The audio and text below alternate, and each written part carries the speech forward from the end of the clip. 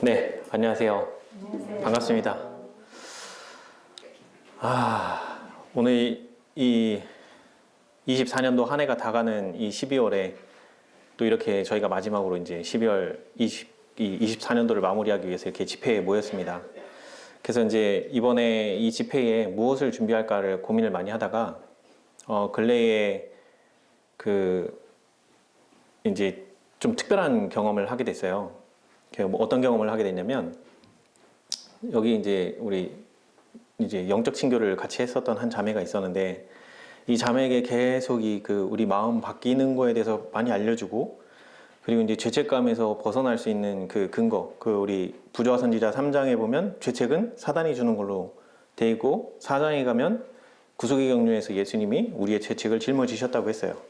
그래서 우리가 죄를 범했을 때 그 죄책을 가지고 예수님 앞에 가서 자복하면 그는 미쁘시고 의로우사 우리 죄를 사하시며 우리를 죄에서 깨끗게 하신다라고 말씀을 하셨거든요. 그래서 그걸 근거로 해서 이제 이 자매에게 그거를 얘기를 해줬어요. 그래서 이 자매가 마음의 변화가 많이 일어나고, 그리고 전에 미워하던 사람을 용서할 수 있는 마음까지 되고, 그래서 이 자매가 회개를 했다고 생각을 했어요. 그리고 나서 이제 이 믿음으로 말미암는 이 마음의 변화가 일어나고 마음속에서 벌어지는 이 투쟁에 대해서 이제 알려주고, 그러면서 이 자매가 이제 그걸 잘 해오고 있었어요. 그렇게 해서 1년 6개월 만에 엄청난 변화가 일어났어요. 몸도 많이 회복이 됐고, 특히나 이 정신적인 부분에서는 이제 완전 정상인이 됐어요. 그래서 이제 이 친구랑 이제 계속 얘기를 하다 보니까 뭔가 위화감 느끼는 뭔가가 있어요. 뭔가 좀 달라요.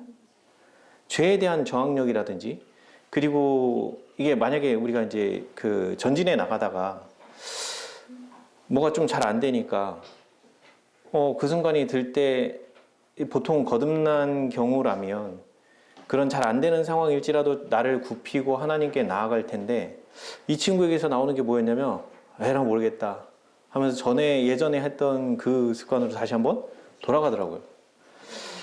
이 1년 6개월 동안 오면서 그 전에 이미 거듭났다고 생각을 했었는데, 아무리 봐도 이건 거듭난 정신에서 나오는 말과 행동이 아닌 거예요. 그래서 가만 얘기를 나누다가 나중에 이 친구한테 그 얘기를 했어요. 너 그거 거듭난 정신 아니다. 거듭난 정신에서는 그렇게 하지 않는다. 내가 설령 넘어지고 내가 그 좌절 가운데 있을지라도 진짜 거듭남을 경험했다라고 하면 거기서 내가 울며 불며 울부짖는 한이 있더라도 하나님께 매달리지, 예전에 했던 그 악습 그쪽 상태로 다시 쉽게 돌아가는 이거 뭔가 이상하다. 이거 맞지 않는다. 그래서 이제 그렇게 얘기를 하면서 이제 이 친구의 얘기를 쭉 들었어요. 들어보니까 제가 예전에 거듭날 때 경험했던 거듭나기 바로 직전에 경험했던 그 상태에 빠져 있더라고요. 그래서 지금 막 너무 공고해가지고 마음이 막 공고하니까 죽고 싶다는 거예요. 제가 그거 예전에 해봤거든요. 되게 힘들어요. 그래서 이게 딱 보니까 곧 용서의 경험을 할 것 같은 거예요. 하나님의 용서를 받아들일 것 같은 그 경험 가운데 있는 것 같은 거예요. 그래가지고 이제 제가 그때 뭘 했냐. 희한하게도 그거 하기 전에 이 실물교훈에 나와 있는 두 예배자 있죠. 13장에 있는 두 예배자. 이 바리새인과 세리의 그 비유를 들면서 가인과 아벨 그리고 이제 베드로의 이야기를 통해서 이제 쭉 얘기가 나와요. 근데 그거를 두 번이나 다른 한 분하고 그거를 한번 나눴었고, 또 다른 분하고 또 한 번 그거를 나눴어요. 그래서 이미 두 차례 그 내용을 좀 깊이 봤던 상태였는데, 갑자기 싹 이 내용들이 왠지 이 친구가 보면 많이 도움이 될 것 같은 거예요. 그때 제가 찍어놨을 때 저의 간증도 거기 잠깐 들어가 있었거든요. 제가 예전에 그게 어떤 상태였는지. 그래서 이 친구한테 뭐라고 했냐면, 너 거듭난 것 같지 않아. 근데 너 이거 내가 찍어놓은 거 있는데 한 5일만 있다 봐. 5일만 있으면 지금보다 좀 더 공고해지면 이거 딱 들으면 진짜 공감 갈 것 같은, 그럴 것 같아. 그럼 그쯤 되면 너가 이게 뭔지를 제대로 캐치하지 않을까? 라는 생각으로 이제 그렇게 얘기를 해줬어요. 그러면서 이제 이 친구랑 계속 얘기를 하는데, 머릿속에 자꾸 무슨 생각이 드냐면, 여러분들 그 세천사 기별 깊이 한번 연구해 보셨어요? 목사님들이랑 장로님들 빼고요. 세천사 기별을 연구해 보시면 이 세천사 첫째, 둘째, 셋째 키워드까지 싸그리 검색해 갖고 다 읽어보잖아요. 화이트부인의 글 중에 뭐가 있냐면 셋째 천사의 경험을 한 자 중에 첫째, 둘째의 경험을 하지 못한 자들이 있다. 그들은 첫째, 둘째의 경험을 한 자들한테 가서 지성소 들어가는 길을 배워야 한다라고 돼 있어요. 그게 예전에 읽었는데 뭔 말인지는 이해를 못하고 있었어요. 제가 그게 뭔지를 몰랐었어요. 근데 이번에 이 자매랑 영적 친교를 나누면서 이게 뭔지 이제 깨달아지기 시작하는 거예요. 봤더니 이 믿음으로 말미암는 일을 거듭남 없이도 어느 정도까지 돼요. 그러니까 문제는 뭐냐면 내가 거듭났다고 착각할 수가 있어요. 그래서 상태가 좀 희한한 상태예요. 뭔가 이 회개의 경험을 한 것 같기는 한데 실제 얘기를 나눠보면 뭔가 좀 그 동기나 그 다음에 이제 그 하나님 앞에 홀로 선다는 이런 것들이 뭔가 좀 달라요. 위화감이 있어요. 그래서 이거 보니까 뭐가 희한하게 이상한 거예요. 나중에 보니까 마음 바뀌는 경험이나 이런 것도 하긴 해요. 근데 문제는 뭐냐면 동기가 달라요. 동기가. 그래서 이게 이럴 수 있구나. 어떻게 이럴 수가 있을까? 가만 봤더니 이 친구가 그 회개를 했다고 하는 그 회개가 정말 마음의 그 깊은 그 동기까지 바꿔주는 2단계까지 가지 못한 거예요. 그러니까 그렇게 되니까 이 믿음으로 말미암는 이가 이상한 믿음으로 말미암는 이가 돼요. 경험은 하는데 이 경험을 하는 동기가 다른 거예요. 그러니까 죄를 대할 때 죄에 대한 저항력이 너무 달라요. 이게 너무 신기하더라고요. 그러면서 이 친구가 거듭나지 못했다는 거를 이제 깨닫고 이 친구한테 너 거듭나야 된다. 그랬더니 이 친구가 정말 자기가 충격을 먹었어요. 그래서 저한테 열이 받아가지고 거듭났다며요. 근데 이제 와서 거듭나지 못했다고요? 그러니까 열이 받아갖고 막 울각불각 하는 거예요. 그래가지고 미안한데 진짜 그건 거듭난 정신에서 나 그런 정신 안 나와. 그래갖고 이제 그렇게 얘기를 해줬어요. 그러더니 이 친구가 집에 가고 정말 울며 불며 하나님께 기도하면서 내가 지금 경험한 것이 말씀에 근거해서 그렇게 된 게 맞는가? 자기 경험을 하나하나 말씀을 읽어가면서 다 찾고 내가 지금 그렇게 한 게 맞는가? 이걸 찾고 그렇게 하더니 잠을 못 자고 밤새 씨름한 거예요. 하나님 기도하고 씨름을 하더니 한 이틀인가 3일인가 지나고 한번 연락이 왔어요. 그러더니만 분위기가 완전히 바뀌었어요. 그리고 이 친구의 특징이 뭐였냐면 그 하나님과 씨름하기 전까지 예언의 신을 보는데 제가 계속 너 읽어야 돼. 이제는 너가 그 만약에 회개의 경험했고 믿음을 말미암는 이의 경험이 뭔지 알았어. 그러면 너에게 지금 필요한 거는 말씀이 많이 들어가야 돼. 말씀을 많이 읽어야지 이제 그것이 머릿속에 지식이 내 경험 속에서 그게 녹아져서 이제 경험까지 이어지면 말씀과 경험이 이어지면 내가 왜 이 경험을 하는지 이 근거로 여기 말씀의 이 근거로 이렇게 하고 있다는 게 이게 깨달아지고 알아지면 어떤 오류가 들어와도 흔들리지 않을 수 있어. 그 단계 가려면 말씀 반드시 읽어야 된다. 그랬는데 1년 반 가까이 동안 말씀을 볼 때는 괜찮은데 덮으면 다시 보고 싶지 않은 거예요. 이런 상태가 된다는 거예요. 이상하다. 거듭나는데 왜 그러지?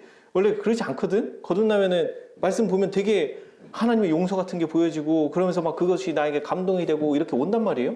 근데 이게 아니고 뭔가 이상한 거예요. 그래서 나중에 이제 결론적으로 보니까 이게 거듭나지 않은 증상에서 이 믿음으로 말미암는 이가 할 수 있다는 거, 이것이 이 사람들이 이게 이 신앙생활하는데 많이 헷갈릴 수 있겠구나라는 생각이 들었어요. 그러면서 그 화이트분이 얘기했던 셋째 천사의 경험 가운데 있는 자들, 그들 중에 첫째 둘째의 경험 없이 이거 할 수 있는 자들은 첫째 둘째의 경험을 배워야 된다. 이러면서 이게 이제 뭔지 이해가 되는 거예요. 첫째 천사의 경험 없이 이거 되는구나. 왜 그러냐? 저도 그랬었거든요. 담배 술 끊을 때 거듭남 없이 기도하긴 했어요. 뭐라고요? 담배 피우고 싶을 때 저 담배 피우고 싶은 욕구를 제가 어떻게 할 방법이 없어요. 하나님 도와주세요. 근데 거듭나지 않았는데도 그거 다 그렇게 기도하면서 저 끊어왔거든요. 담배 25년 펴보세요. 끊을 수 있어요? 쉽지 않아요. 이거 알코올 중독 수준인 거예요. 거의 중독 증상, 이런 중독 증상은요 제가 끊는다고 끊을 수 있는 게 아니에요. 제가 제 의지로 끊어본 게 25년 중에 6개월 참아봤어요. 진짜. 그리고 나서 6개월 딱 참았는데 다시 또 폈거든요. 그 다음부터 담배 끊을 생각을 완전히 포기했어요. 왜요? 6개월 참았는데 6개월 뒤에 결국엔 다시 피잖아요. 그러면 무슨 생각이 드냐면 안 되는구나. 그러고서 완전 자포자기하고 그냥 그 다음부터는 덮였어요. 그랬던 제가 그 담배를 끊을 수 있었던 거는 하나님께 기도하면서 의지하면서 그렇게 끊었었단 말이에요. 근데 그때 제가 거듭났어요? 아니요. 저 그때 거듭난 상태 아니었어요. 재림교회 아직 모를 때예요. 재림교회가 뭔지 모른 채로 일단 성경 말씀 봤는데 네 몸이 하나님의 성전인 줄 알지 못하느냐부터 해갖고 막 뭐 술 먹지 마라, 뭐 술 취하지 마라, 뭐 이런 것도 있으니까 그래서 끊으려고 시도하고 그렇게 한 거예요. 그게 돼요. 그러니까 우리가 왜 이게 될까? 부자선지자 1장 읽어보면 하나님께서 주신 그 의지의 자유 때문에 그래요. 하나님을 모른 채로 살아가던 사람이 말씀을 읽고 이게 죄된 거구나. 그리고 내가 이걸 포기하기로 결심하고 하나님께 매달리기 시작하면 그가 거듭나지 않았어도 하나님께서 역사하세요. 그래서 그가 차차차차 더 밝은 빛으로 나올 수 있게끔 도와주신단 말이에요. 그래서 저는 이거를 교회에서 누가 이런 경험을 이렇게 하는 거야 저렇게 하는 거야를 알려준 사람이 아무도 없다 보니까 이렇게 생짜로 하잖아요. 그러면은 첫째 천사의 경험, 둘째 천사의 경험, 셋째 천사의 경험 요 순서대로 가요. 그런데 제가 이제 그 경험을 해보고 난 다음에 이 믿음으로 말미암는 이가 경험되어지고 그 다음에 이론적으로도 이게 깨달아지고 이제 알게 되니까 나눠줄 수 있게 됐단 말이에요.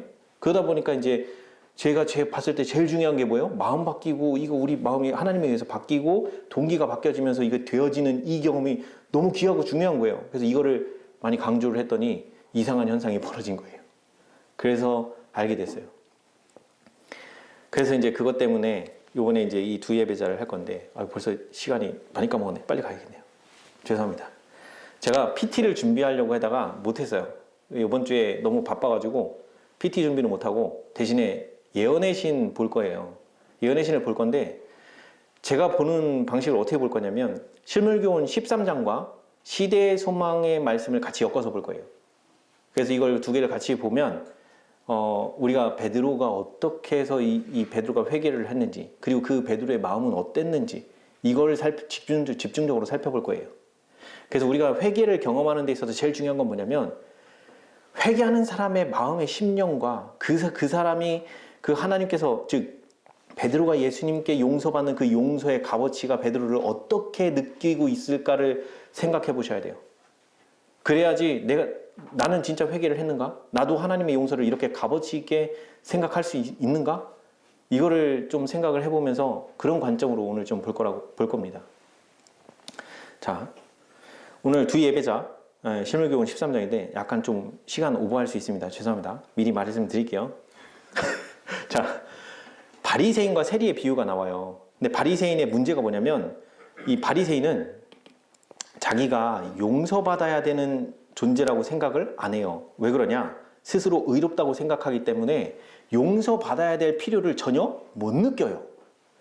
근데 이 바리새인이 왜 이런 상태가 되냐면 그 바리새인의 생각에는 자기 자신을 칭찬하는 마음이 꽉 차 있고 문제가 더 심각한 문제는 뭐냐면 자기 품성을 다른 사람의 품성과 늘 비교하면서 살았어요. 그러니까 뭐가 문제냐면 다른 사람의 의가 만약에 낮으면 자기 자신은 어떻게 돼요? 더 의롭게 보여요. 이게 바리새인이 빠진 신앙의 함정이에요. 신앙생활의 함정. 누구랑 비교하기 때문에? 자기 자신의 품성을 다른 사람의 품성과 비교하기 때문에 내 죄가 안 보여요. 나보다 저 뛰어나게 하는 사람 어디 있어요? 누군데? 바리새인이니까. 바리새인 중에 그 겉모습으로 거룩하지 않은 사람 어디 있어요? 거룩한 척은 무조건 얼마나 끝내주게 합니까? 그러니까 자기가 의롭다는 생각을 누구랑 비교해요? 다른 사람이랑 비교하니까 내가 의로워 보이는 거예요. 이런 바리새인에게 있어서 가장 귀중한 처방이 뭐라고 주어져 있냐면 자기의 품성을 하나님의 거룩한 품성에 비추어 판단하라는 거예요. 그러면 예수님은 죄인들에게 또는 그 환자들에게 어떻게 대했고 심지어 자기를 팔 유다에게도 어떤 마음으로 대하고 있는지를 만약 이 바리새인이 본다라고 하면 자기는 그렇게 할 수 있는가? 예수님의 그 자리에 나를 갖다 대입해놓고 내가 과연 예수님처럼 그 사람들에게 그런 말과 그런 행동 할 수 있는가?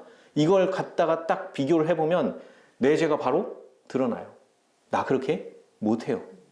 예수님이 뭐라고 말씀하세요? 원수가 오리 가자고 하면 어디까지 가주라고요? 심리 가주라고요. 그리고 먹을 거 없으면 그가 굶고 있으면 어떻게 해요? 내 먹을 거 있으면 갖다 주고 헐벗고 굶주리면 데려다가 집에 가서 입히고 이거 예수님 그 시대의 소망 7장 읽어보면 예수님의 유년 시절 때 다 하셨던 거예요. 본인이. 다 본인이 하신 걸 가지고 우리 보고 하라고 주신 거예요. 그러면 여러분 할 수 있어요? 하실 수 있어요? 정말 사랑하는 마음으로 원수에게 그렇게 할 수 있냐는 거예요. 우리가 그게 안 되는 거 어떻게 할 수 있어요? 예수님이 하라고 하셨던 그 자리에 나를 대입하면 절대 나 그렇게 못해요. 여러분들 유다의 발 씻겨줄 때, 자, 우리 요한복음 요번에 교과책이었죠. 요한복음 1장 1절부터 3절까지 보면, 잠깐만요. 성경절을 좀 띄울게요. 요한복음에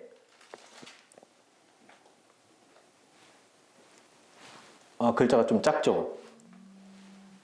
요한복음 1장 1절부터 3절을 보면 태초에 말씀이 계시니라 이 말씀이 하나님과 계셨으니 이 말씀은 곧 하나님이시니라 그가 태초에 하나님과 함께 계셨고 만물이 그로 말미암아 지은 바 되었으니 즉 만물 누가 창조하신 거예요? 아버지 하나님이에요? 아들 예수 그리스도예요? 예수님이 만물을 창조하셨죠. 자, 그러면 예수님이 만물을 창조하셨는데 그러면 인간도 누가 만드신 거예요? 예수님이 만드셨죠. 자, 그러면 유다의 발 씻겨주는 장면으로 다시 가보자고요. 예수님이 유다의 발 씻겨줄 때 유다 누가 창조하셨어요? 예수님이 창조하셨죠. 그러면 이 유다가 여기서 이 발 씻김만 지나고 나면 얘가 회개 안 하고 영원히 잃어버림 당할 곳으로 갈 거라는 거 아세요? 알고 발 씻겨주잖아요. 그래도 마지막으로 이 영혼이 회개할 수 있는 마지막 기회, 그거 한 번이라도 더 주려고 예수님이 어떤 마음으로 발 씻겨줄까요? 여러분들 여기 이제 연세들이 다들 있으시니까 만약에 내 아들이, 내 딸이 이 발 씻김을 통해서 이 한 번의 마지막 기회고 다시는 못 본다고 해보세요. 그 마음이 어떤 마음으로 발 씻겨줄까요? 정말 마음이 찢어지지 않겠어요? 얼마나 비통하고 찢어지겠어요? 영원히 못 봐요. 언제 봐요? 집행심판 때 일어나면 그 죽을 때 몰골이 어땠어요? 유다가 목 매달고 죽었는데 나중에 창자가 다 찢기고 개가 다 핥고 그런 상태로 그 찢어진 상태로 부활되겠죠. 목맨 채로 부활되지는 모르겠지만 그렇게 부활되면 그게 예수님이 볼 수 있는 마지막인 거예요. 유다의. 그걸 생각하면 예수님이 유다에 발 씻겨주는 마음은 어떤 마음이었겠냐는 거예요. 얼마나 찢어지고 안타깝고 비통한 마음으로 그렇게 하겠냐는 거예요. 그게 유다에게만 그러셨겠어요? 부자복관 아시죠? 부자복관이 예수님 앞에 나오잖아요. 근데 예수님이 그 부자복관을 너무 사랑스럽게 여겼어요. 그가 하나님께로 향하고자 하는 마음은 진심이었어요. 근데 뭐와 함께? 돈과 함께 같이 섬기려고 했던 게 문제였던 거죠. 그래서 그거 알려주려고 예수님이 너 가서 다 팔고 와라. 그리고 나를 쫓아라. 그러면 하늘에 네 보화가 많을 거야. 그런데 이 부자복관이 돌아섰어요. 그럼 예수님은 어떤 마음일까요? 유다 발 씻겨주는 마음이나 그 부자복관이 돌아서서 다시는 진리의 길로 안 올 걸 아시는 그 마음이나 똑같은 마음 아니에요? 얼마나 찢어지는 마음으로 그 한 영혼 한 영혼을 바라보셨을지 아시겠어요? 그러니까 이게 우리가요 나의 품성을 예수님의 품성과 비교하고 대조해 본다라고 했을 때 얼마나 깊이 대조해 볼 거냐는 거예요. 어떤 관점으로. 창조주 하나님이셨고 그분이 예수님이셨고 그분이 이 땅에 오셨다면서 우리는 그렇게 알고 있어요. 근데 그분이 한 영혼을 대할 때 마음이 어땠는지를 얼마나 우리가 깊이 이해하고 깨닫고 있냐는 거예요. 누가 못해요? 이 바리새인이. 이 바리새인뿐만 아니고 나의 품성을 예수님의 품성과 비교하지 않으면요 우린 이런 마음 못 깨달아요. 그저 수박 겉핥기로 하나님 그렇지 유다 발 씻겨주고 배반하고 갔지 예수님 팔았지 그냥 문자만 보게 되는 거예요. 자, 우리 죄송합니다. 제가 너무 무거운 얘기를 많이 해서 오늘 좀 내용이 무겁지만 여러분들이 많이 좀 마음에 생각할 수 있는 문제라고 생각해요. 자, 바리새인은 자기 자신의 품성을 다른 사람과 비교를 했지만 여기 세리 보이죠? 이 세리는 자 보세요. 세리는 자기 자신이 그들과 함께 즉 다른 예배자와 같이 성전에 올라가는데 그 다른 예배자들과 같이 예배드릴 자격이 없는 사람이라고 생각했다. 그 다음에 이 예배드리는 데 가서 어떻게 해요? 멀리 서서 극심한 고민과 자책을 느끼면서 뭐라고 얘기해요? 감히 눈을 들어 하늘을 우러러보지도 못하고 다만 가슴을 치며 기도했다. 그는 자기가 하나님 앞에 범죄했고 자기 자신이 죄 많고 누추한 인간임을 느꼈다. 그리고 하나님 앞에 내어놓을 만한 아무런 공로도 없음을 알고 절망 가운데서 하나님이여 불쌍히 여기옵소서 하고 외쳤다. 그래서 그의 유일한 소원은 뭐라고요? 죄 사함을 받고 뭐 하는 거요? 마음에 화평을 얻는 거. 이게 이 세리가 가장 원했던 것 중에 하나예요.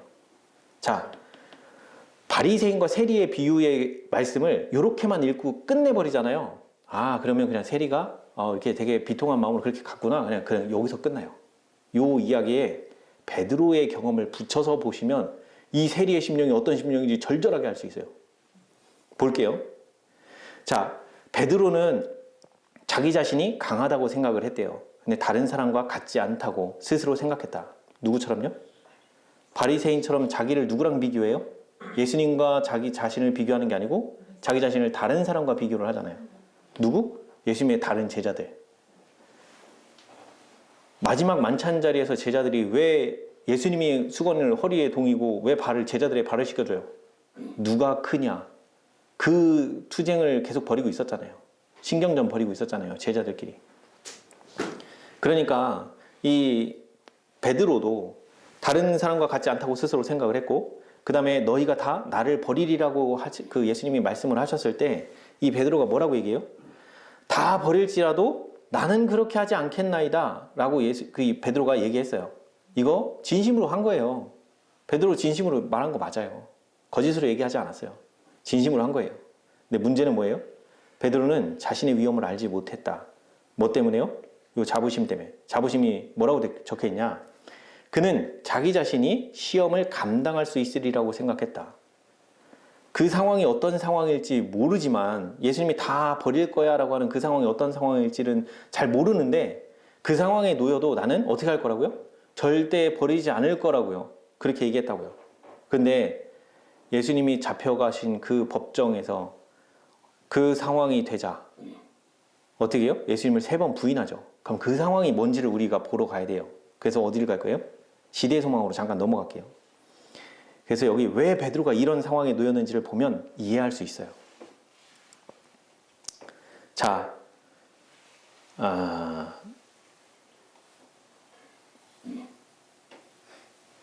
여기부터 보겠습니다. 자, 동산에서 주님을 저버린 후에, 즉 겟세마네 동산에서 두 제자 베드로와 요한이 예수님의 뒤를 쫓아가요. 좀 멀찍이서 쫓아가요. 근데 이제 이 법정에 이제 들어가는데 요한과 이 베드로가 취하는 태도가 달라요. 잘 보세요. 제사장들은 요한을 예수님의 유명한 제자로 이미 알고 있었어요. 그리고 요한이 자기의 선생님이 법정에서 모욕을 당하는 것을 보면 그분이 하나님의 아들이라는 생각을 조소하게 되리라는 기대를 가지고 이 요한을 들여보냈어요. 그래서 요한은 자기만 들어간 게 아니라 베드로도 같이 갔으니까 베드로도 어떻게 했어요? 베드로도 들어올 수 있도록 잘 말해서 베드로도 들어오게 해줬어요. 자, 그랬는데 요한과 베드로가 가는 방향이 다릅니다. 그때는 바로 동이 트기 직전이었다. 자, 추운 때였으므로 마당에 불이 피워져 있었다. 한 무리가 불을 쬐고 있었는데 베드로도 염치 없이 그들과 자리를 같이 하였다. 그 베드로는 예수님의 제자로 인식되기를 원치 않았다라고 나와요. 자, 속 편하게 군중들과 섞여서 그는 예수님을 이곳으로 끌고 온 자들 중에 하나로 여겨지기를 바랐다. 요게 뒤에 가면 이제 나오는데 왜 베드로가 예수님의 제자로 인식되기를 원치 않았냐? 요 뒤에 가면 나와요. 왜 그러냐? 이 베드로가요. 예수님이 이 세상 왕이 되셔야 되는데 이분이 왕이 되기는커녕 붙잡혀 오면서 심지어 여기서 조롱당하고 핍박당하고 이러고 있는 거예요. 근데 이 베드로와 제자들이 무슨 생각을 갖냐면 그때 우리가 믿고 따랐던 주님인데 그 주님이 세상 왕이 되는 걸 안 하시고 모욕당하고 멸시를 당하는데 지금 자기들은 누구의 제자예요? 그 모욕당하고 멸시당하는 분의 제자란 말이에요. 그분이 모욕당하고 멸시를 당하니까 누가 당하는 거예요? 나도 똑같이 멸시를 당한다는 거예요. 베드로가 그거에 기분이 나빴어요. 그거에 기분이 나빠가지고 열받아가지고 어디로 가요? 예수님을 끌고 온 자들 중에 하나로 여겨지기를 바라면서 그들 무리들과 함께 섞여 있는 거예요. 베드로가 속상해서 이러고 있는 거예요. 세상 왕이 되실 분이 그렇게 안 하시니까. 그래서 불꽃이 베드로의 얼굴을 비추자 지키던 여인이 그를 유심히 쳐다봤다. 그 여인은 요한과 같이 들어오는 것을 보았고 그의 얼굴이 절망적인 모습을 보았다. 그리고는 그가 예수님의 제자일 거라고 생각을 했다. 그 여인은 가야바의 집 종이었으며 자, 호기심이 일어나서 알아보고자 하였다.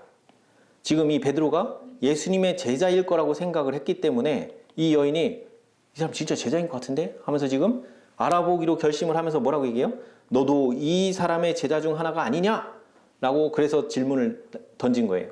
그랬더니 자 보세요. 베드로가 어떻게 하는지.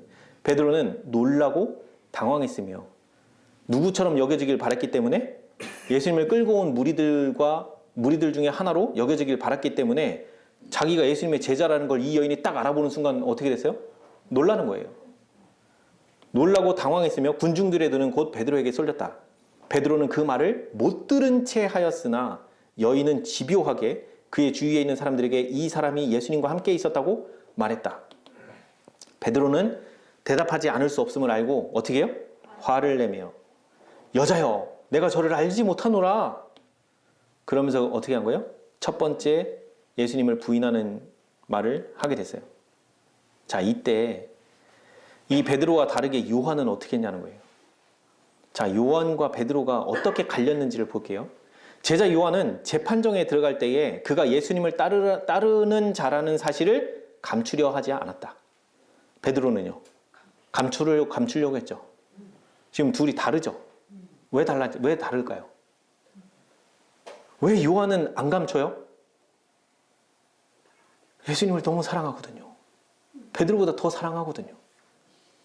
그러니까 예수님이 어떤 일을 당해도 자기는 예수님의 제자라는 걸 부인하지 않아요. 심지어 여기 어떠나 보세요.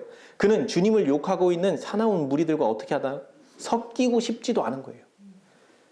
그리고 그는 거짓된 성격을 가장하여 자신을 의심받게 하지 않았으므로 그는 질문도 받지 않았다. 근데 베드로 어떻게 했어요?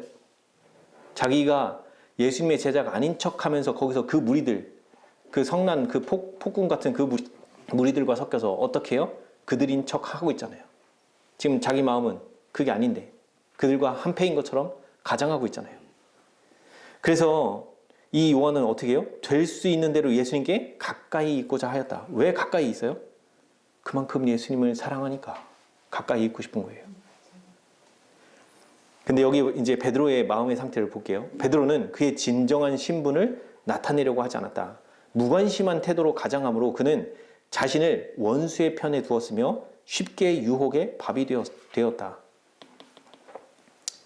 그래서 여기 지금 중요한 말씀이 나옵니다. 이거 나중에 우리가 똑같이 요 심판 받을 거예요.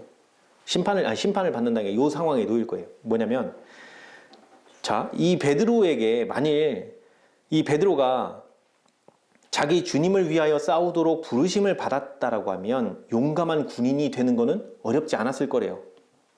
왜? 베드로가 칼 들고 누구 귀를 잘라요?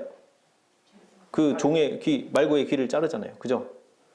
그러니까 싸우는 것만큼은 베드로가 제일 잘하는 거예요. 자신 있게 할 수 있어요. 그 명령 딱 해갖고 너 가서 네가 좀 전투 좀 해봐. 그러면 나가서 무찔렀을 거예요. 근데 뭐가 온다고요?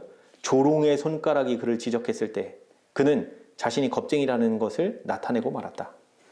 자, 그 다음에 여기 보면 많은 사람이 조롱을 받게 될 때에는 뭐 한다고요? 그들의 신앙을 어떻게 한다? 버리게 된다. 알겠죠? 베드로가 예수님에 대한 사랑이 이미 완전히 식어버린 거예요. 왜? 세상 왕이 안 되시고 그리고 핍박과 조롱을 당하는 그러면서 자기가 지금 예수님의 제자라고 해서 3년 반 동안 쫓아왔는데 그 결과가 뭐예요? 조롱당하고 핍박당하는 주님의 제자인 거예요. 실망과 낙담이 너무 컸던 거예요. 그러니까 자기가 예수님과 같은 그분의 제자라고 그 자리에 드러내고 싶지 않은 마음 때문에 가장하고 자기 자신의 위치를 엉뚱한 데다 놓으니까 이런 조롱과 핍박받는 자리에 자기가 앉게 되는 거예요. 그래서 이런 조롱과 핍박이 올 때에 심지어 뭘 한다는 거예요? 신앙을 버리게 된다는 거예요. 예수님을 부인하는 이런 일을 우리도 당할 수 있다는 거예요. 이게 원인이 뭐예요? 마땅히 피해야 할 자들과 사귐으로 유혹의 길에 저희 자신들을 방치해 둔다. 베드로가 지금 이렇게 해서 망한 거예요. 예수님을 부인하게 된 죄를 범한 게 이것 때문에 그런 거예요. 근데 여기 오늘날 우리에게 주신 경고의 말씀도 똑같아요. 뭐라고 되어 있냐면 오늘날 고통과 비난이 무서워서 자신의 신앙을 숨기는 그리스도의 제자는 재판정에서 베드로가 행한 것처럼 실제로 자기의 주님을 부인하는 자들이다. 그래서 이 베드로의 교훈에서 우리가 한 가지 알아야 될 거는 어디 가서든 예수님을 나타내는 일에 적극적으로 나타낼 수 있는 그런 사랑을 내 안에 품으셔야 돼요. 예수님께 받아야 돼요. 그 용서받고 이 사랑이 뭔지를 알아야지 우리가 부인하지 않을 수 있어요. 여기 요한이 보여줬잖아요. 자, 보세요. 이제 베드로는 그분에게 퍼붓는 잔인한 욕설을 듣고 그분이 당하는 학대와 고통을 보고 그의 마음은 슬픔에 짓눌렸다. 그래서 이 베드로의 마음에 예수님을 사랑하는 사랑이 완전히 식어버린 건 아니잖아요. 그러니까 예수님이 당하는 그 고통을 보니까 또 열받는 거예요. 그는 자기의 솔직한 감정을 뭐 한다고요? 숨기기 위하여 무슨 짓을 하냐? 얼토당토 않는 조롱에 가담하려고 애썼다. 예수님을 붙잡아온 그 무리들과 함께 조롱하는 그 자리에 자기도 어거지로 하고 있는 거예요. 마음은 그게 아닌데 겉으로는 어거지로 하고 있어요. 그러니까 어떻게 해요? 그의 모습은 자연스럽지 않았다. 그러니까 사람들이 눈치채죠. 태연하게 이야기하려고 했으나 죽게 퍼붓는 욕설을 듣자 분개한 감정을 억제할 수 없었다. 그러니까 또 다시 시험이 오죠. 그래서 두 번째로 그에게 주의가 집중되고, 왜 집중돼요? 이상하잖아요. 마음은 이 분개하고서 이렇게 욕하고 이렇게 하는데 이 조롱하는 무리들과 전혀 다른 마음이라는 것을 다 알게 된 거예요. 그러니까 어떻게 돼요? 그 사람들의 주의가 집중되고 다시 어떻게 돼요? 그는 예수님을 따르는 자라는 비난을 또 받아요. 이번에는 맹세하여 말하기를 내가 그 사람을 알지 못하노라 라고 다시 한번 또 부인해요. 그런데 곧이어 얼마나 시간이 지나요?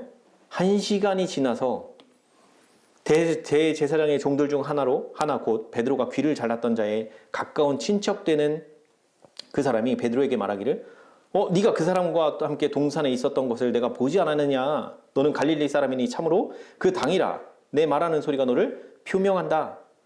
그러면서 이 말을 듣자, 자 보세요. 이 말을 듣자 베드로는 버럭 성을 내었다. 자, 예수님의 제자들은 그의 말이 순결한 것으로 유명했다. 그러니까 거친 말을 3년 반 동안 거친 말을 잊었던 거예요. 근데 베드로는 이제 그에게 질문하는 자들을 어떻게 한다고요? 완전히 속이고 그의 위장된 신분을 정당화하기 위하여 어떻게 한다고요? 저주하고 욕함으로 예수님을 부인한다는 거예요. 세 번째 부인은 뭐예요? 많이 심각한 상태에서 하고 있는 거죠. 만약에 여러분들이 예수님의 입장이고 베드로에게 저 소리를 들으면 여러분들 무슨 생각 들까요? 지금 우리 정신으로.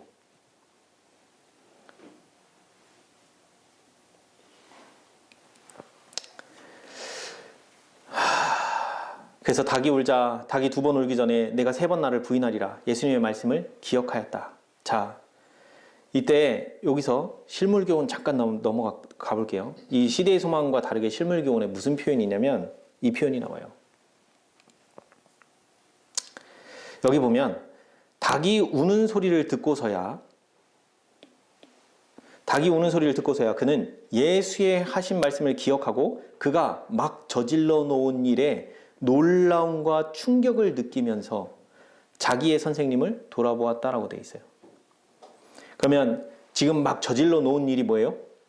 마지막 3번째 어떻게 한다고요? 완전히 속이고 자기가 지금 그렇게 하고 있는 거 정당화시키려고 예수님을 어떻게 해요? 저주하고 욕하고 그렇게 했단 말이에요. 3번째 이렇게 부인하면서 닭이 우는 소리를 듣고 예수님이 하신 말씀 뭐예요? 내가 닭 울기 전에 내가 3번 나를 부인하리라. 닭이 2번 울기 전에 그렇게 한다고 하신 그 말씀이 생각이 난 거예요. 근데 이때 무슨 일이 벌어지냐? 이 베드로가요. 불과 몇 시간 전에 겟세마네에서 어떻게 했어요? 다 버릴지라도 나는 그렇지 않겠나이다라고 얘기했죠. 근데 지금 어떻게 된 거예요? 이 법정에 이 상황에 딱 놓이자마자 자기가 말한 거를 지킬 수 없는 존재라는 거를 이 사건이 벌어지고 난 이후에야 깨닫게 돼요. 그러니까 놀랍고 충격을 받는 이유가 뭐냐면 나는 내가 말한 대로 나는 그럴 수 있을 거라고 생각했어요. 그런데 어떤 특수한 상황에 들어가자 어떻게 한다고요? 내가 말한 거를 전혀 지킬 수 있는 능력이 나에게 없다라는 걸 처음으로 알게 된 거예요. 이 베드로가. 그러니까 어떻게 돼요? 진짜 놀랍고 충격을 받는 거예요. 거기다가 예수님이 뭐라고 했어요? 너희가 다 나를 버릴 거야 라고 한 그 말씀이 그대로 성취되는 걸 확인한 거예요. 그때 요게요. 제가 좀 아까 어느 한 자매 이야기를 했지만 저도 이 경험이 있어요. 제가 이 재림교회를 처음 온 게 2017년 첫 안식일에 왔어요. 제 발로 찾아왔어요.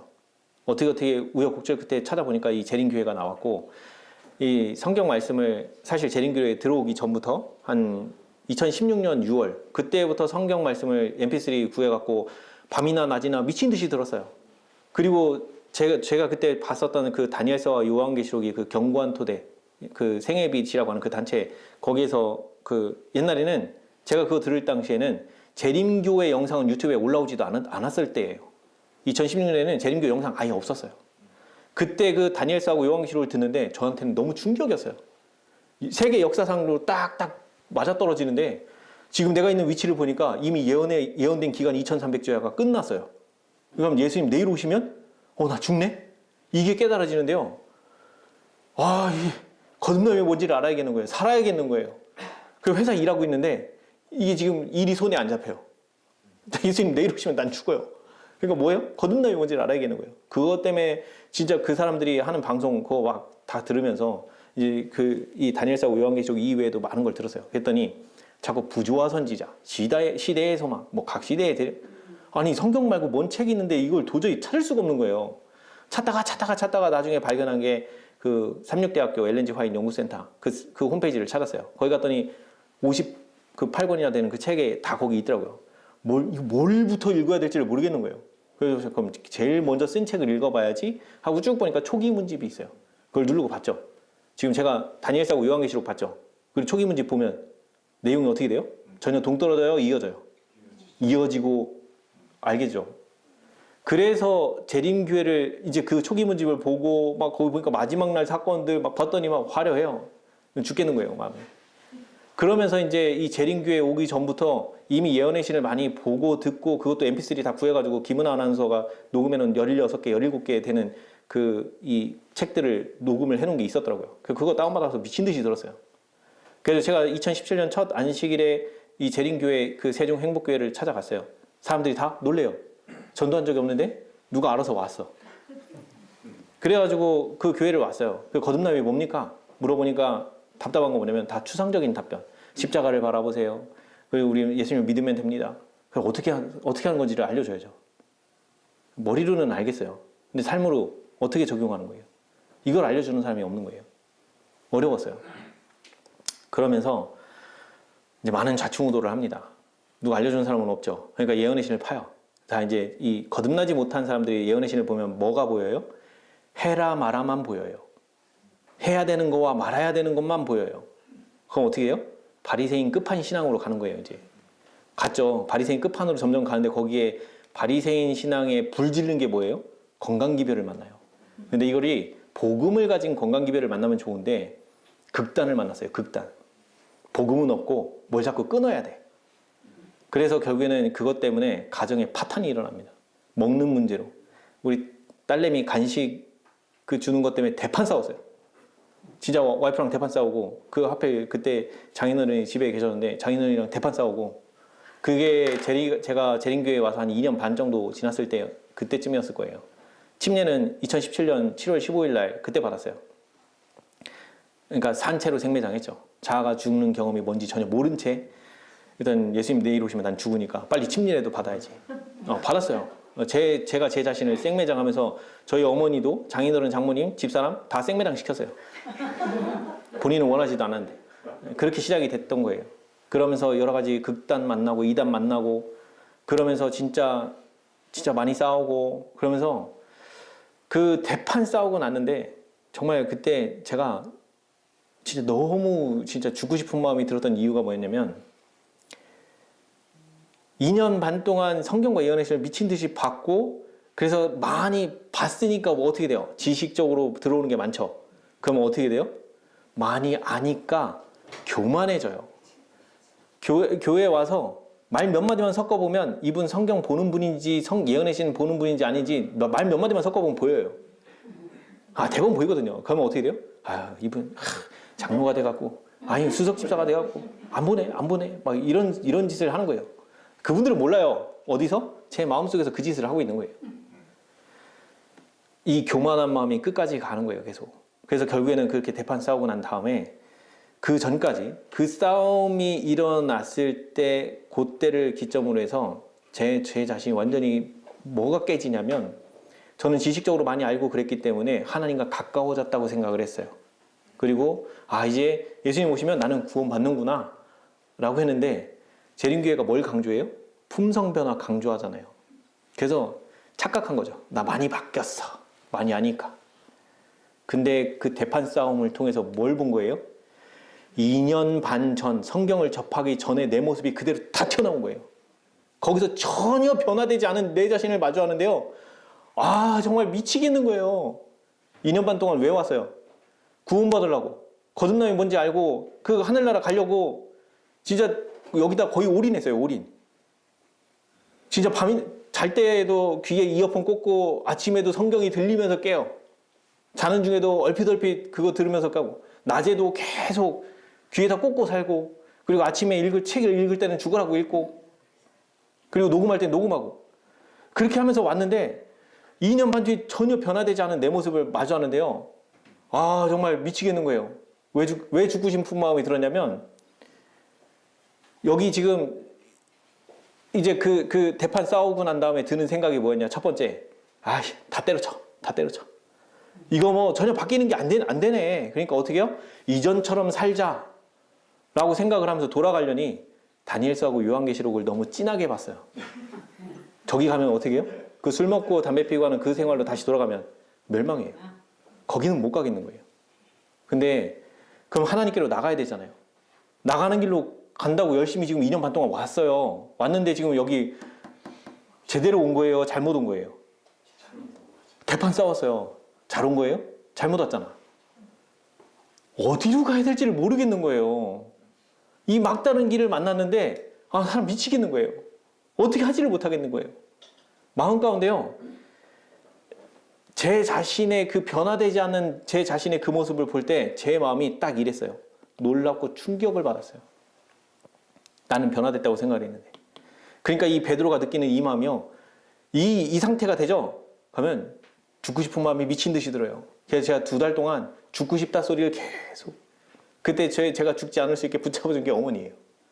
야, 와서 밥이나 좀 먹어. 그래서 밥 먹고 그 옆에 집 옆에 산책하는데 막 가면서 죽고 싶네.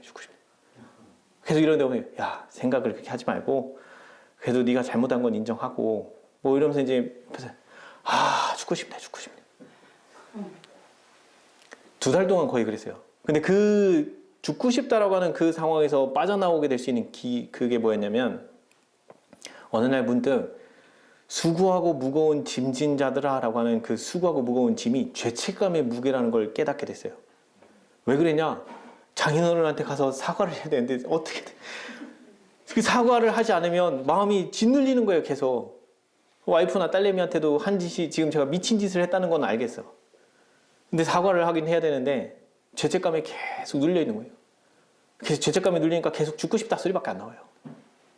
그러니까 그런 짐에 눌려 있는데 갑자기 그 마태복음 11장 28절부터 30절에 나와 있는 수고하고 무거운 짐진 자들아 다 내게로 오라. 내가 너희를 쉬게 하리라. 나는 마음이 온유하고 겸손하니 나의 멍에를 베고 내게 배우라. 그러면 너희 마음이 쉼을 얻으리니 내 멍에는 쉽고 내 짐은 가벼우니라. 라고 말씀하신 그 말씀이 그 수고하고 무거운 짐이 죄책감의 무게라는 게 어느 순간 알겠는 거예요. 왜 그러냐? 이사야서 가면 1장에 그 18절인가? 잘 기억이 안 나네요. 너희 오라 우리 서로 변론하자. 너희 죄가 주홍 같을지라도 눈과 같이 희게 해줄 것이요 진홍같이 붉을지라도 양털같이 희게 해주리라. 순서가 바뀌었는지는 잘 몰라요. 아무튼 짝이 맞는지 모르겠는데 이게 뭐예요? 이거 보니까 죄는 내가 이걸 해결할 수 있는 게 아니네. 하나님이 해주시는 거네. 그럼 이 죄책감의 무게 이거 내가 어떻게 감당 못 하잖아요. 그러니까 알게 된 거예요. 그리고 예레미야 13장 23절 구스인이 그의 피부를 표범이 그의 반점을 변하게 할 수 있느뇨? 할 수 있을진데 악에 익숙한 너희도 선을 행할 수 있으리라. 무슨 얘기예요? 한번 죄인이 스스로 의인되는 거 돼요, 안 돼요? 불가능하다는 거예요. 그래서 알게 된 거예요. 아, 내가 이 죄책감의 무게를 감당할 수 없구나. 그러면서 그때 처음으로 알았어요. 나는 나를 바꿀 수 없다는 걸 처음으로 깨달았어요. 그거 깨닫고 난 다음부터 달라지기 시작하는 거예요. 나는 나를 바꿀 수 없는데 그걸 내가 바꾸려고 했고, 누구 또 내 와이프부터 뭐 다 생배당 시킨 우리 가족들, 그걸 내가 다 바꾸려고 한 거예요. 이게 안 된다는 걸 처음으로 알게 된 거예요. 그때부터 이제 그때부터 이제 하나님의 용서라는 단어만 만나면요 눈물이 나요.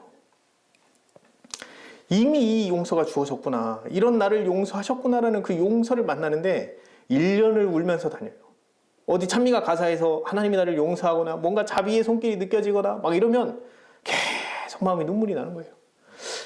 죄송스럽기도 하고 미안하기도 하고, 이런 나를 용서해 주는 게 감사하기도 하고, 이 복잡 미묘한 그 감정이 예배 시간에도 울고 뭐 얘기하다 울고 찬미 부르다 울고, 이게 1년을 그렇게 살아요. 그러니 그런 마음으로 사는데 이 하나님의 용서가 그렇게 느껴졌는데 다시 이전에 고기 뜯어먹고 그렇게 하던 거 돌아가고 싶어요? 그 마음이 안 드는 거예요. 여기 보면 이 베드로가 그 뛰쳐나갈 때 바로 그 순간에 그리스도께서 그에 대한 동정과 사랑이 뒤섞인 서글픈 눈으로 베드로를 바라보셨다. 이제 예언의 신을 보면 자꾸 이런 문장들이 내 마음에 들어오는 거예요. 그래서 베드로는 그의 모습에서 자기 자신이 어떤 사람이라는 것을 알게 되었고, 그를 그윽이 바라보시던 그리스도의 모습은 그의 마음을 통회하게 만들었다. 이러한 전환점에 이르러 베드로는 자기의 죄를 깊이 회개하였다. 그는 세리처럼 통회하고 회개하였고 세리처럼 긍휼히 여김을 받았다. 그를 바라보신 그리스도의 모습은 그에게 용서를 보증해 주었다. 자, 이 베드로가요, 이 또 시대의 소망, 잠깐 넘어갈게요. 오늘 조금 오버합니다. 죄송합니다. 시대의 소망에 넘어가 보면 이 베드로의 마음을 여기서 잘 표현을 하고 있어요.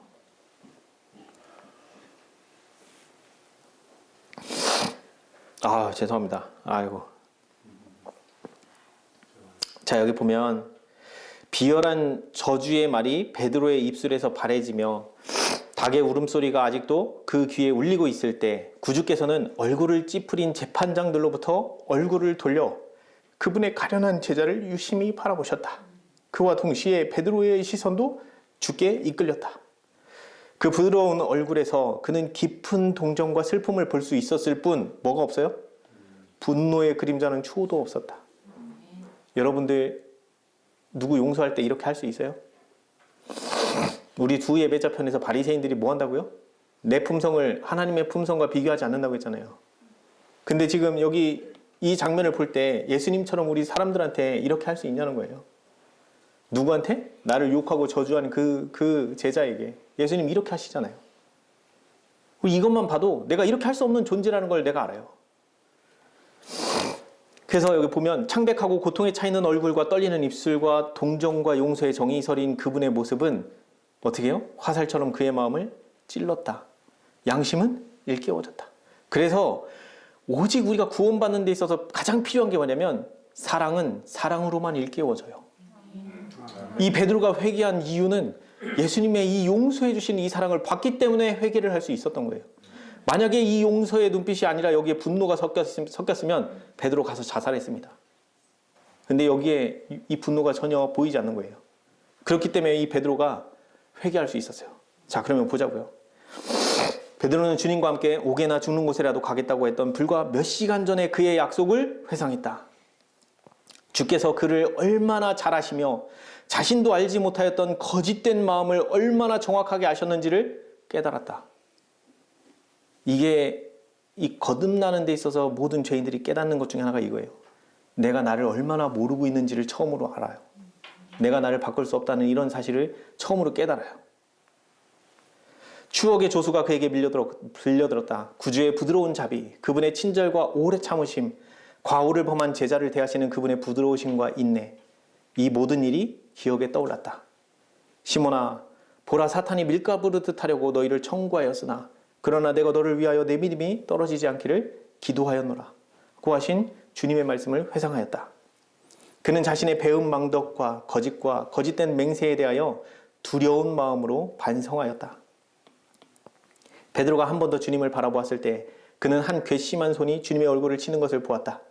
그 장면을 보고 더 이상 참을 수가 없어서 그는 비통한 마음으로 재판정에서 뛰쳐나왔다. 자, 이제 베드로의 마음이 어떤지 한번 보자고요. 겟세마네 어떤 마음으로 가는지 한번 보자고요. 베드로는 홀로 외로이 어둠을 헤치고 나아갔다. 그는 어디로 가는지 알지 못했고 어디로 가든지 상관하지 않았다. 마침내 그는 자신이 겟세마네 동산에 와 있는 것을 발견했다. 불과 몇 시간 전에 일어났던 광경이 그의 마음에 생생하게 떠올랐다. 피땀에 젖어 고민으로 떨고 계시던 주님의 고통스러운 얼굴이 그의 앞에 떠올랐다. 그는 심한 양심의 가책을 느꼈다. 그 시련의 시간에 그분과 연합했어야 할 자들이 자고 있었던 일과 예수께서 홀로 기도하면서 눈물을 흘리고 고민하시던 일을 기억하였다. 시험에 들지 않게 깨어있어 기도하라 고 하신 예수님의 엄숙한 명령을 기억하였다. 그는 다시 재판정에서 일어난 광경을 회상했다. 그가 구주의 굴욕과 슬픔에 가장 무거운 짐을 더했다는 사실을 알고 그의 애통하는 마음은 몹시 괴로웠다. 왜요? 요 예수님이 굴욕과 슬픔에 가장 무거운 짐을 더했다는 게 뭐예요? 이 베드로가요, 예수님이 장사를 치른, 즉 죽음에 들어가기 전에 한 마지막 인사가 뭐예요? 욕하고 저주한 거예요. 예수님께 위로가 되는 말을 해주지는 못할 망정 뭘 한 거예요? 자신이 욕하고 저주를 하면서 예수님 마음을 후벼 판 거예요. 그걸 생각을 해보면 지금 그가 왜 애통해야 하는 마음으로 이렇게 하는지 알겠죠? 마지막 인사가 뭐예요? 욕하고 저주한 거예요. 그러니 예수께서 당신의 아버지께 자기의 영혼의 고통을 토로하시던 바로 그곳에 와서 베드로는 얼굴을 땅에 대고 뭐 한다고요? 내 죄가 얼마나 정말 진짜 내가 얼마나 쓸모없는 인간이고 얼마나 정말 쓰레기 같은 인간인지를 여기서 처음으로 이 베드로가 완전히 깨지고 부서지는 거예요. 이런 마음을 경험해 본 사람이 과연 예수님의 마음을 슬프게 하는데 또 한 발짝 나가면서 당당하게 할 수 있어요? 이게 안 돼요. 그래서 지금 이 시대의 소망 봤는데 이 부분을 우리 실물교훈에 잠깐 또 가서 보겠습니다.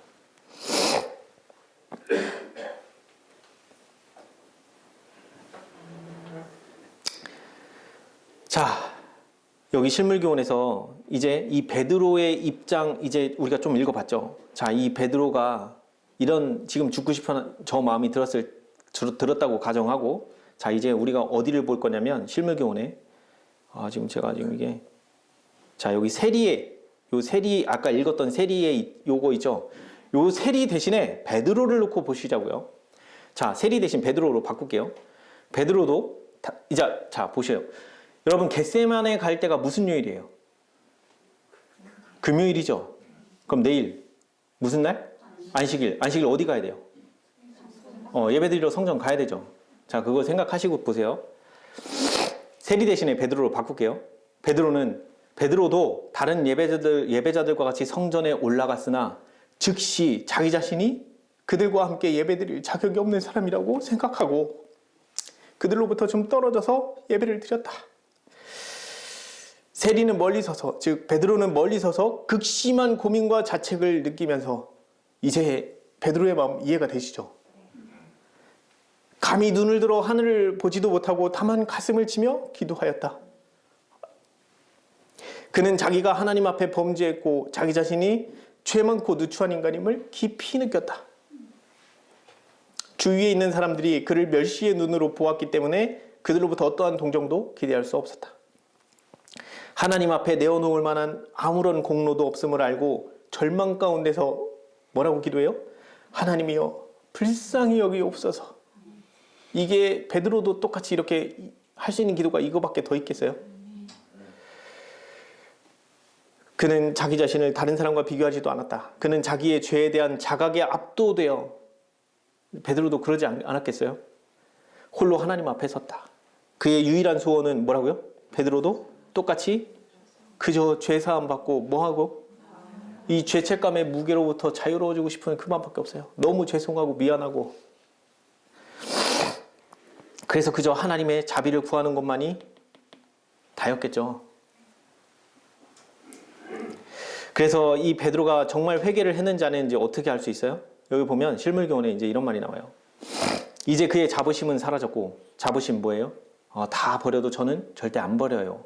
자기가 말한 대로 자기가 지킬 수 있는 능력이 없다는 걸 전혀 몰랐었는데, 이제는 뭐예요? 이 사건을 통해서 완전히 깨달았죠. 자기는 그럴 능력이 전혀 없다는 거를. 그러니까 이제 뭐예요? 자부심이 완전히 사라졌다고요.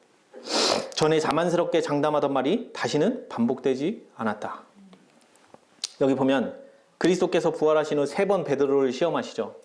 이게 요한복음 21장 15절 한번 가볼게요. 요한복음 21장 15절. 여기 보면 예수님이 3번 베드로를 시험하는 부분이에요. 감사합니다. 여기 보면 예수님이 시몬아, 내가 이 사람들보다 나를 더 사랑하느냐 라고 질문하시죠. 16절, 17절 똑같이 질문하세요. 이거 한글로 보면 뭔지 잘 몰라요. 이거 원전으로 해서 원래 이 히브리어 헬러 이쪽으로 된 걸로 볼게요. 자, 여기 15절에 보면 예수님이 이 요한의 아들 시몬, 즉 베드로에게 뭐라고 얘기하냐면 네가 나를 사랑하느냐라고 하는 이 말을 뭐라고 물어요? 아가파오라고 물어요. 너 나 아가파오 사랑하니? 근데 베드로 뭐라고 얘기해요? 여기 보면 밑에 내려보면 필레오라고 답하고 있죠. 예수님은 베드로한테 너 아가페 사랑하니? 너 나 아가페 사랑하니? 라고 물을 때 그 아가페 사랑 뭐예요? 이기심이 전혀 섞이지 않은 사랑이에요. 이타적인 사랑을 말하는 거예요. 근데 베드로 뭐라고 얘기해요? 저 필레오 사랑, 즉 인간적인 사랑밖에 할 수가 없어요. 인간적인 사랑 뭐예요? 이기심이 섞인 사랑 말하는 거예요. 저 이기심이 섞인 이런 사랑밖에 못해요. 그랬더니 16절 가서 또 뭐라 그래요? 요한의 아들 시몬아, 또 너 나 아가페 사랑해? 또 물어보죠. 그랬더니 또 베드로가 뭐라 그래요? 저 필레오 사랑밖에 못해요. 그러니까 17절 가서 예수님이 마지막 3번째 뭐라고 해요? 단어를 바꾸세요. 너 나 필레오 사랑하니? 그러니까 어떻게 해요? 베드로가? 네, 저 필레오 사랑밖에 못합니다. 이제 이 3번의 질문이 베드로가 뭐가 빠진 걸 알 수 있어요? 베드로의 자부심이 완전히 빠진 걸 증명한 거예요. 예수님이 이거 모르고 질문하셨을까요? 아니죠. 이거 누구한테 나타내려고? 다른 제자들에게. 베드로가 이만큼 지금 회개해서 마음이 자부심이 완전히 사라진 베드로라는 것을 드러내시고자 하신 거예요. 지금 시간 조금 오버되는데 여기 조금만 더 할게요. 자, 여기 보면 그러면 베드로가 왜 이런 상태에 빠졌냐는 거예요. 여기에 보면 베드로가 이런 상태에 빠지게 된 원인이 여기 나와요. 자, 여기 보면 이게 사양이 좀 떨어져서, 자, 베드로의 타락은 갑자기 된 일이 아니라 오랫동안 점진적으로 이루어진 거라고 돼 있죠. 자부심은 그로 하여금 구원을 얻었다는 생각을 갖게 했고, 그로 하여금 한 계단 한 계단 내려가도록 만들어 어디까지 이르게 해요? 자기 선생님을 부인하는 지경에까지 이르게 만들었다는 거예요. 그래서 구주를 받아들인 사람들이 아무리 진실하게 회개했다 할지라도 우리는 그들이 구원받았다는 말을 해주거나 그러한 생각을 갖도록 가르쳐서는 안 된다. 그렇게 하는 것은 그들을 그릇 인도하는 것이 된다. 모든 사람에게 희망과 믿음을 갖도록 가르쳐 주어야 한다. 비록 우리가 자신을 그리스도께 바치고 그분이 우리를 받으셨다는 사실을 안다 할지라도 우리가 전혀 시험받지 않을 곳에 있는 것이 아니다. 많은 사람이 연단을 받아 스스로 정결케 하며 희게 할 것이다. 시험을 참고 견디는 자만이 생명의 면류관을 얻을 것이다. 자, 그러면 구원받았다라고 하는 이 말이 어떤 결과를 초래하길래 하지 말라고 이렇게 강하게 얘기를 할까요? 그리스도를 받아들이고 그들의 최초의 확신을 가지고 나는 구원을 얻었다고 말하는 사람은 누구를 의지한다고요? 자기 자신을 의지할 위험이 있다. 이러한 사람들은 자신의 연약함을 볼 줄 모르며 항상 하나님의 능력이 필요하다는 것을 잊어버린다. 구원받았다라고 하는 이 기별이 울리는 순간 어떻게 돼요? 하나님께 나와서 나의 이 거듭나야 될 이 마음이 있다라는 이 마음을 들고 하나님께 가요, 안 가요? 못 가게 막는 역할을 한다는 거예요. 그래서 우리의 안전책은 뭐라고요? 언제든지 자신을 의지하지 말고 그리스도를 의지하는 것이 최선의 안전책이라는 거예요. 그래서 믿음으로 말미암는 의의 경험을 하고 있는 사람들에게서 나오는 특징이 뭐냐면 내가 죄를 범해서 죄책감이 있든 뭐가 됐든 그 문제를 가지고 무조건 어디로 가요? 기도로 예수님께 가서 자복하는 거예요. 이 거듭남의 경험을 통해서 예수님이 보여주신 그 용서를 내가 경험을 할 때에 예수님께서 용서 못할 건 단 하나. 뭘 용서 안 하셔요? 성령 거부죄 빼고는 용서 안 하시는 게 없어요. 그럼 성령 거부죄가 뭔데요? 성령께서 우리 마음에 하시는 건 뭐냐면 내가 죄인이라는 사실을 깨닫게 인도하신단 말이에요. 말씀을 통해서든 어떤 사람을 통해서든 어떤 상황을 통해서든. 그러면 그 성령께서 내 마음에 역사하시면 내가 예수님과 다른 품성을 가지고 있고 그것이 죄된 품성이라는 것을 깨닫고 알게 해주신다는 거. 그게 어디 나와요? 시대의 소망 78장 한편 강도의 마음 가운데서 벌어지는 그 파트를 쭉 읽어보면 거기에 절절절절이 다 적혀 있어요. 그래서 그거 안에 그 한편 강도 마음 안에 성령께서 역사하셨다고 거기 적혀 있어요. 그럼 성령께서 죄인에게 가장 하고 싶은 건 뭐예요? 너가 죄인이야. 너 하나님의 품성과 같지 않아. 그거 갖고 빨리 어디로 와요? 예수님께 가지고 와서 피해. 이거를 보여주시는데 그 성령의 그 호소를 들으면 내 마음을 쳐서 예수님께로 나가는 그 일을 해야 되는데 거기서 쳐요, 안 쳐요? 안 치면 그게 성령 거부죄인 거예요. 나를 쳐서 자꾸 하나님 편에 두기로 결심하는 것이 성령의 음성을 따르고 가는 길이에요. 이걸 자꾸 거부하면 내가 죄인이라는 사실을 깨달을 수 있어요, 없어요? 죄를 깨닫게 하시는 분이 하나님이에요. 근데 그 하나님의 영께서 지금 내 마음에서 그걸 하게끔 계속 하셔야 되는데 내가 그걸 거부하고 듣기 싫어하면 어떻게 돼요? 죄를 깨달을 수 있어요, 없어요? 불가능해요. 이게 결국엔 첫째 천사의 기별, 둘째 천사의 기별, 셋째 천사의 기별에 나와 있는 그 기별들이 가리키고 있는 하나님을 두려워하며 그에게 영광을 돌리라. 이는 그의 심판의 시간이 이르렀으니 하늘과 땅과 바다와 물들의 근원을 만드신 이를 경배하라라고 하신 그 말씀 속에 이미 이게 담겨져 있는 거예요. 심판의 시간이 이르렀어. 어디로 오라고요? 빨리 심판에 참여하라고. 왜? 하나님의 진노를 피해야 돼. 그러니까 너희들이 빨리 와서 죄를 고백하고 그 죄를 예수님께 전가시켜서 너희들이 깨끗함을 유지해. 그러면 하나님의 진노를 피할 수 있어. 이게 첫째 천사의 기별이잖아요. 근데 이 기별을 듣기를 거절하고 자꾸 이 세상에 묻어있는 진짜 참 거듭남의 경험을 하지 않으면 이 죄가 아직도 세상 거에 미련이 남아서 애굽을 쳐다본다고요. 롯을 그 소돔과 고모라에서 탈출할 때 롯과 두 딸은 앞만 보고 달려나는데 뒤돌아본 자가 누구예요? 롯의 와이프죠. 뒤돌아보는 그 일을 하게 된다는 거예요. 그래서 진정한 거듭남이 필요해요. 그러면 여기 마지막으로 이거 더 많은 내용들 좀 나누고 싶은 게 많죠? 네, 이거는 내일 하든지 아무튼 보겠습니다. 잠깐만요. 이게 여기 성경 말씀이 참 이게 너무 와닿았어요. 자, 여기 보시면 자, 여기 그리스도인 경험 가운데서 전진하는 발걸음마다 우리의 회개는 더욱 깊어지게 될 것이다. 자, 보세요. 그때 너희가 너희 악한 길과 너희 불선한 행위를 기억하고 너희 모든 죄악과 가증한 일을 인하여 스스로 뭐 한다고요? 밉게 해보리라.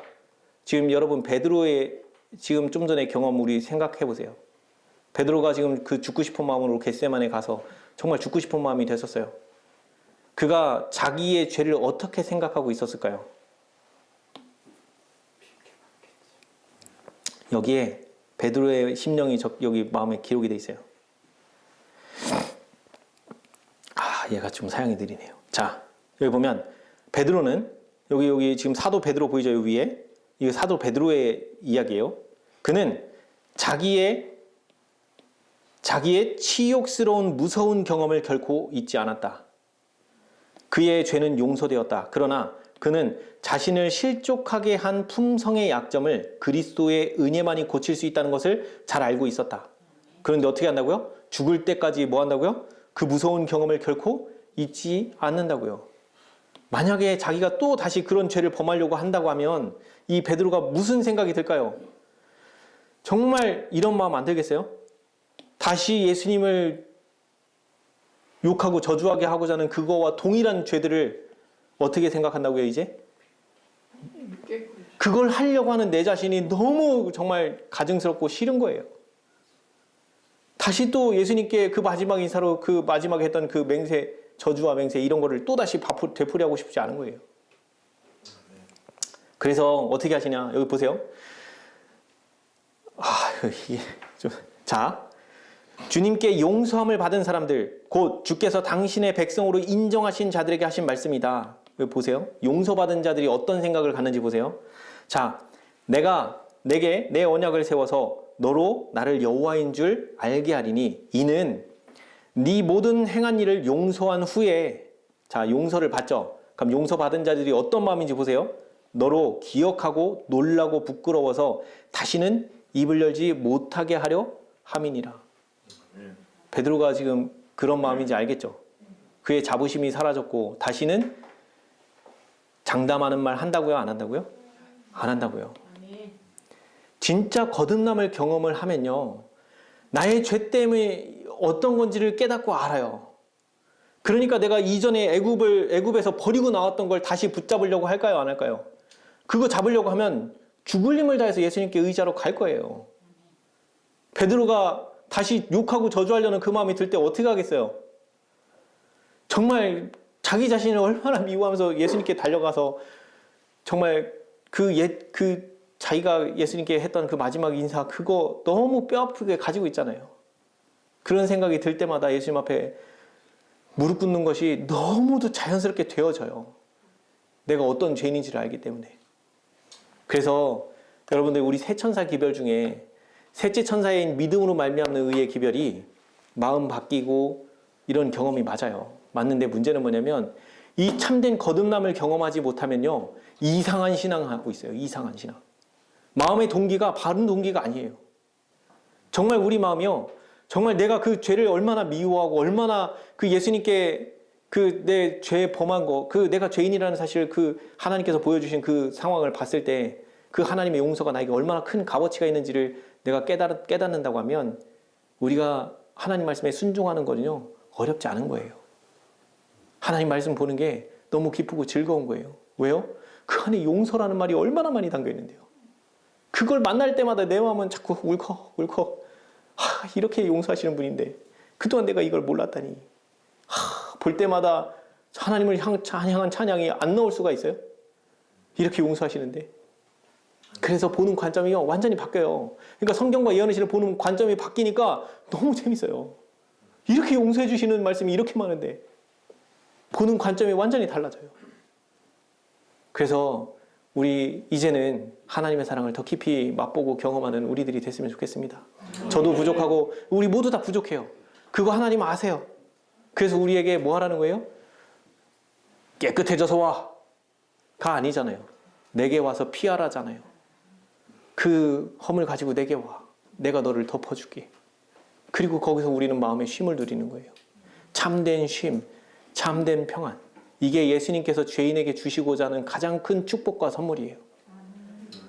이거 받고 마음에서, 이 땅에서 먼저 마음의 평안을 누리면서 하늘의 천국을 미리 맛보고 경험하는 자들, 그들이 하늘 갔을 때 거기서 만나는 모든 사람들이 얼마나 반갑고 얼마나 그들과 교제하는 게 즐겁겠어요.